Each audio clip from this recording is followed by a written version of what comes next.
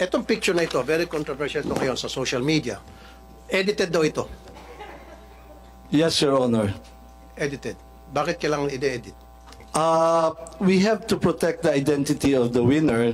Meron po nagreklamo sa amin one time, we covered the face, yung damit naman po ay nakilala. So, nagreklamo siya, sana naman daw po, wag ipakita naman po yung damit. So, yan po ang reason niyan, and I agree, it's a very poor editing, pero the objective is to conceal the clothing na ma-identify sa kanya. So, ibig sabihin, so inamin nyo, inedit to, pinalitan yung clothing. Opo.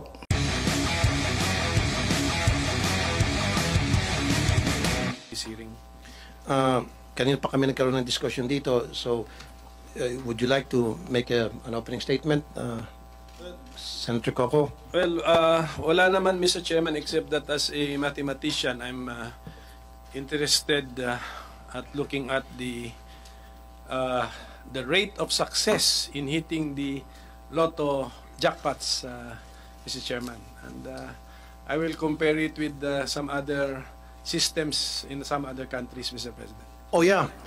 Anyway, nabuksan na rin lang yan. Meron pong nanalong isang tao sa 600, I think the other day, 680 something million. Okay.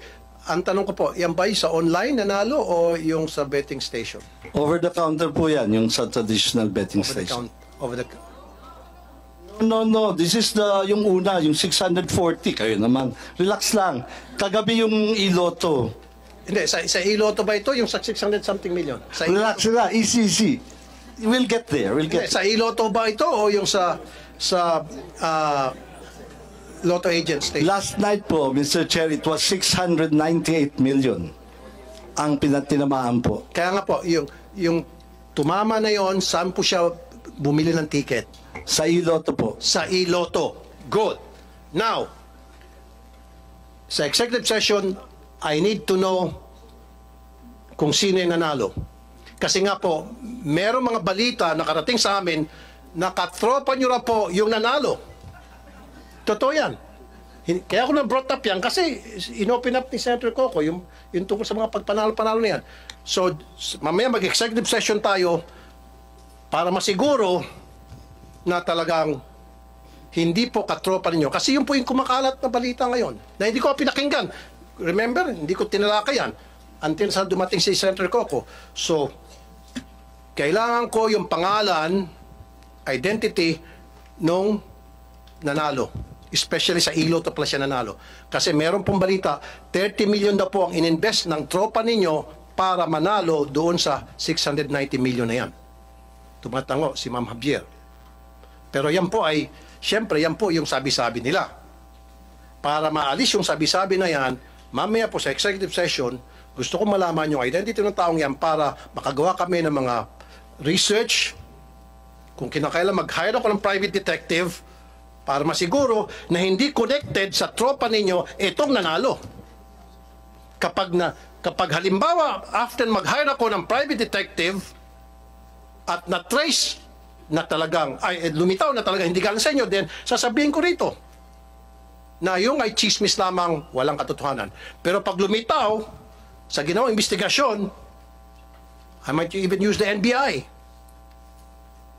DICT, private detectives, CIDG, lahat ng mga agencies ng gobyerno para gumawa ng cross-checking, LTO, PSA, kung connected ba o hindi, or SEC, connected ba o hindi sa mga kasamahan nyo dyan sa PCSO, itong nanalo. So mamaya sa executive session, Senator Coco. Maganda po itong bill ninyo, Mr. Chairman, na na-file ninyo. Well, at any rate, Mr. Chairman, ilan na ba itong lotto games na authorized by the PCSO? We have the big ones. We have the jackpot games are 5, Mr. Chair. 5. We have the 642, the 645, the 649, 655, and then the 658. Over the Christmas period, we increased the jackpots of all these 5. Yes or no?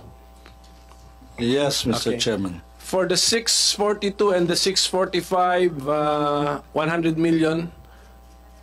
for the 649, 655, and 658, 500 million. One time. The plan was to do it one time. May I know the legal basis? We are allowed to, we have a prize fund, Your Honor, prize fund reserve, and we are allowed to use this to spur the sales para magawin natin exciting and inviting yung game. For each game, fix na yung kanyang minimum jackpot eh. For every new draw, kung tinamaan yung jackpot, a new draw, balik siya sa minimum jackpot. So, that must have been fixed by mathematics. The probability of hitting 642 is, ilan ba, 1 in 9 million? Basta, okay, and then that's why it deserves a certain jackpot.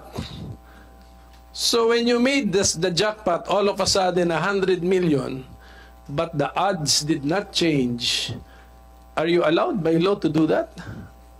The board is allowed, Your Chair, Mr. Chairman. That's why we have the prize fund reserve. It's precisely for this purpose. How is it stated in the law? We have a prize fund reserve for the purpose of... It's just the discretion of the board to add to the jackpot. Add into the jackpot, yeah.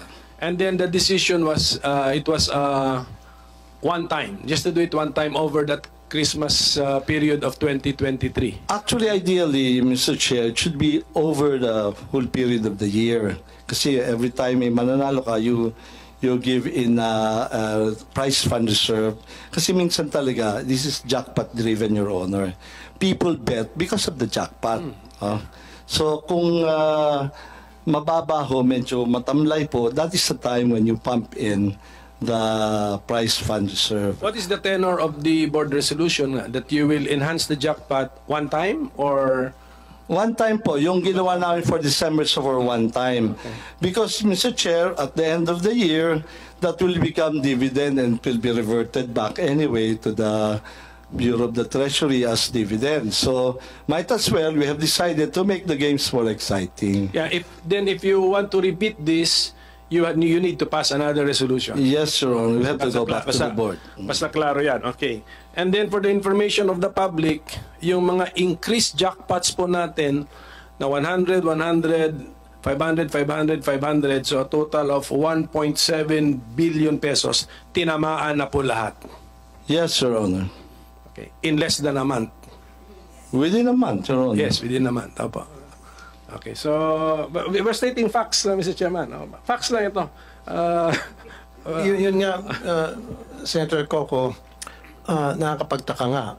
Marami nagtataka, siyempre, especially yung mga mananaya na ang bilis na manalo ngayon sa PCSO, especially na the fact na hindi naman pwedeng sabihin kung sino yung mga nanalo, pwede naman nila itago.